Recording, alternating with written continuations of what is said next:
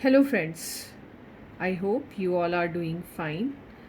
My today's topic is SJF scheduling algorithm. In my previous video, we have discussed about scheduling non-primitive, primitive types of algorithms, why we use primitive, why we use non-primitive, scheduling criteria we have discussed, and FCFS scheduling algorithm. So friends, I will put up the link in description box. Please do check those videos just to make the link to shortest job first, because I have already discussed about the primitive and non-primitive and FCFS algorithm and the scheduling criteria. Now the full form for shortest job first SJF scheduling algorithm is shortest job first.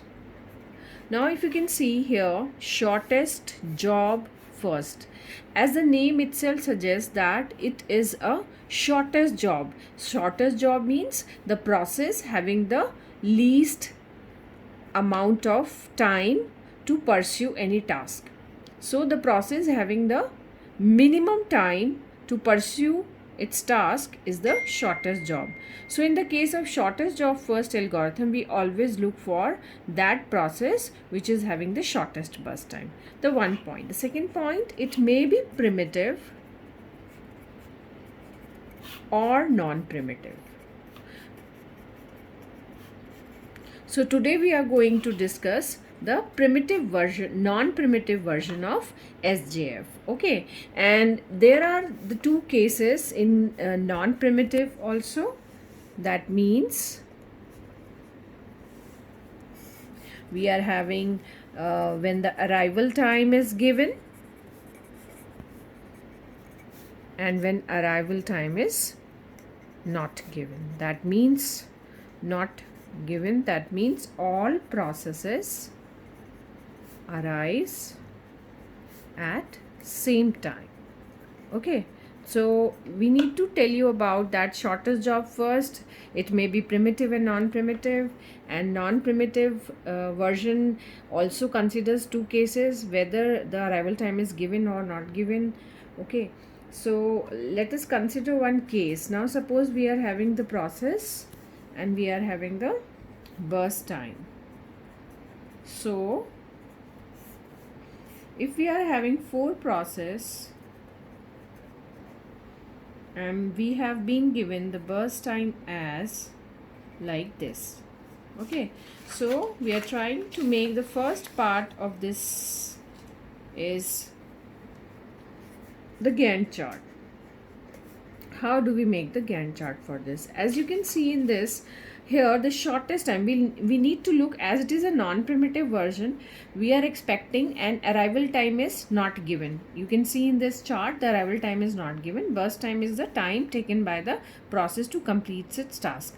So here no arrival time is given. That means we assume that all process arrives at same time. So that means we have to look for, and it is non-primitive, that means we need to look for the shortest job first.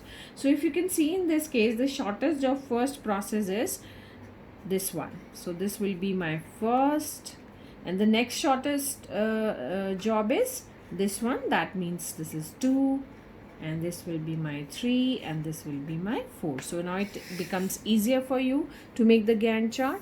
So according to this, we have to make the Gantt chart for non-primitive SJF. Mind my words, and all process arrives at same time. Now, so P4.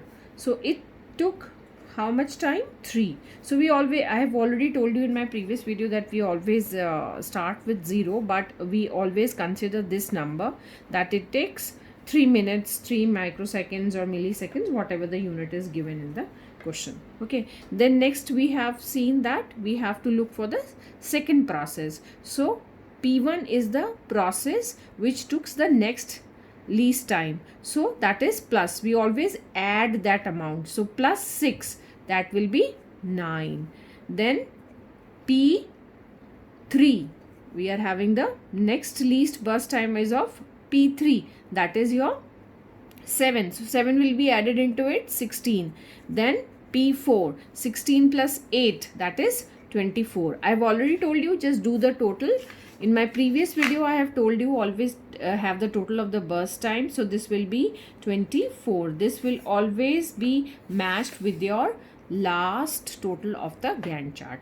Now, in this case, we will be moving on further with this, that how do we calculate the waiting time. Now, as we have calculated the waiting time in FCFS, please check the link in the description box. Go through there. I have already explained how to calculate the waiting time. So waiting time for all process we need to calculate. I told you that waiting time, for waiting time we look for the first value, and for turnaround time look for the back value. Okay, आगे वाली value देखनी है हमको waiting time के लिए, turn around के लिए पीछे वाली वैल्यू. तो वेटिंग टाइम ऑफ P4, तो वेटिंग टाइम ऑफ P4 तो ज़ीरो है क्योंकि उसने कुछ वेट ही नहीं किया. Waiting time of P1, so we can see here सारे प्रोसेस ज़ीरो पे आए थे, 3 पे उसको प्रोसेस मिला, so waiting time is 3. Waiting time of P3 is 9 and waiting time of P4 is 16. I hope it is clear. Very easy to understand how to calculate the average. If you want to take out, the average comes out to be, if you get the total of all this, you will be getting something around 16 plus 9. It is 25 plus 3, 28 something comes around, and divided by your 4 process. So you will get the answer as 7 minutes, microseconds or milliseconds, whatever the unit given to you. So this is my average time for non-primitive SJF. Now turnaround time, we have to look for the back value. Turnaround time means the total time taken, including the waiting time, right?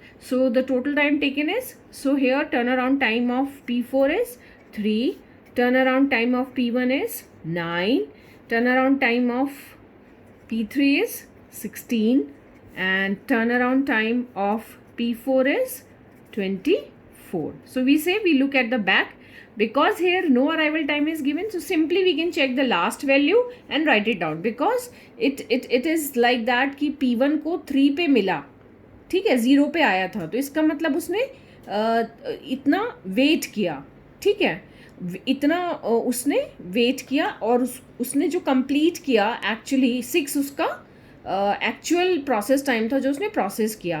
तो हम turn around time कैसे निकालते हैं, the burst time plus the waiting time, burst time plus waiting time.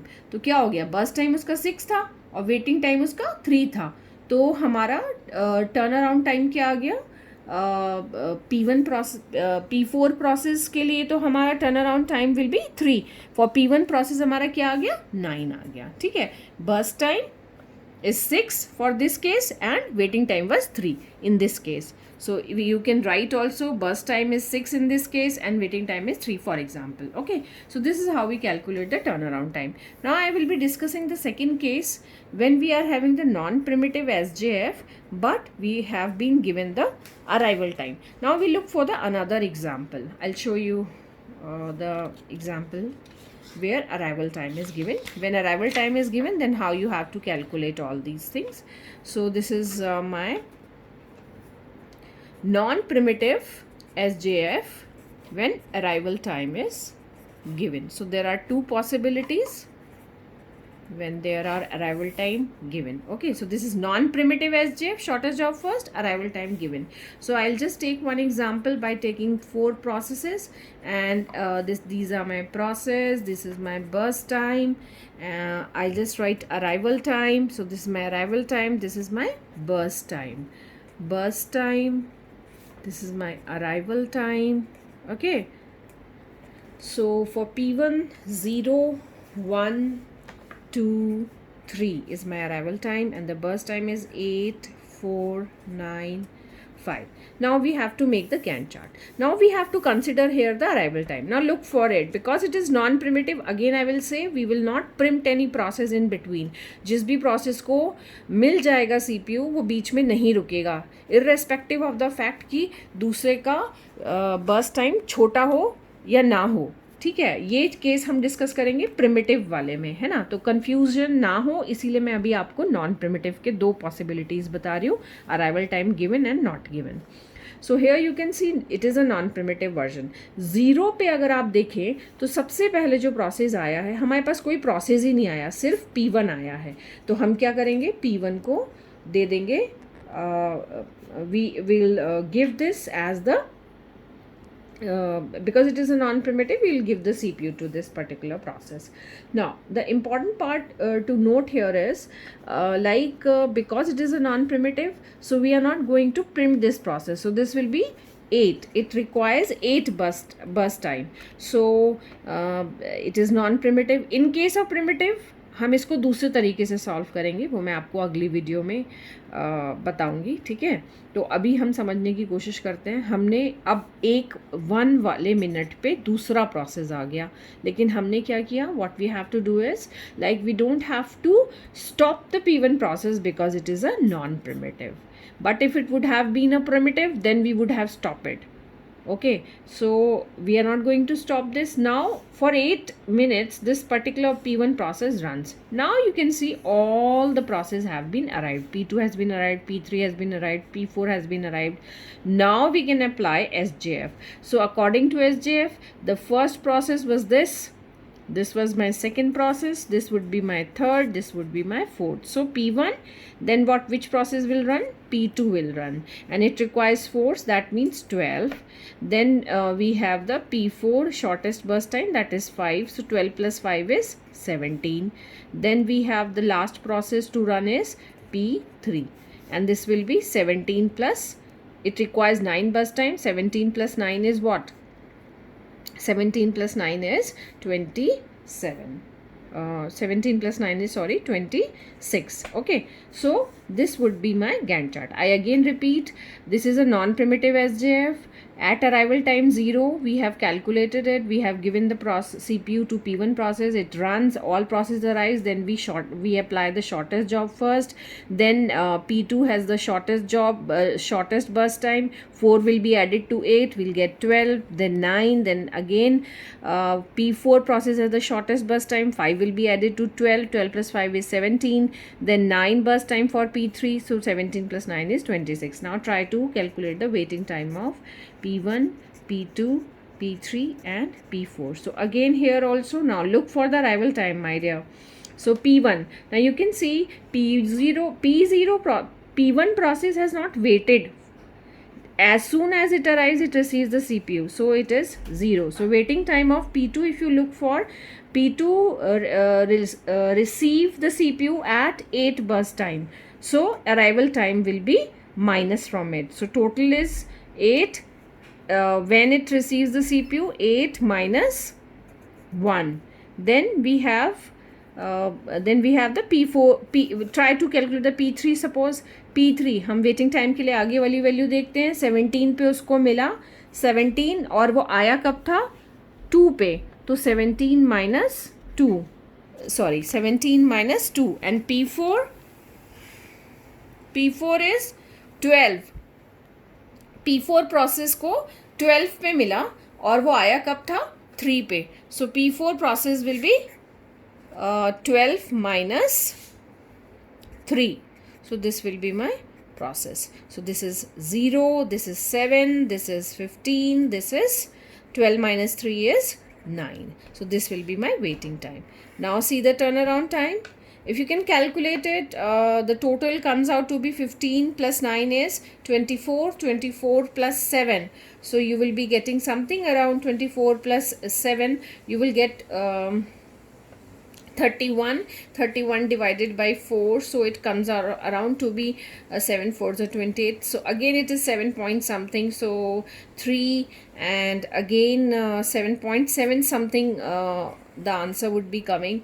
So again we will say this is a non-primitive, so we'll get the roughly the same figure as we did it in the earlier case. Now turnaround time, we look for the back value. Here you can see the turnaround time means the waiting time plus the burst, the time taken for the process to complete its task. So turnaround time के लिए आप P0 के लिए देखेंगे कब complete हुआ है? 8 पे. आया कब था? 0 पे. कोई wait नहीं किया तो 8. Turnaround time for P1, P2. P2 के लिए आप देखेंगे turnaround time, it completes at 12. And आया कब था 1 पे, ठीक है, तो 12 minus 1 11. Turn around time for P3 will be, कब कंप्लीट हुआ 26 पे, आया कब था 2 पे, माइनस अराइवल टाइम हो रहा है. अगर आप देखें तो completion time minus arrival time. If you can see here, the completion time minus arrival time is my turnaround time. So this will be 24. Turnaround time for P4 will be, P4 complete हुआ 17 पे, आया कब था 3 पे. So this will be my 14. So we can say completion time minus arrival time is your turnaround time. So this is your non-primitive SJF. Just to conclude, I'll just told you about that there are 4 possibilities. We have primitive and non-primitive SJF. In this also there are 2 cases: arrival time given, not given. Okay, so these are 4 cases. Today what we have discussed, non-primitive and both the cases.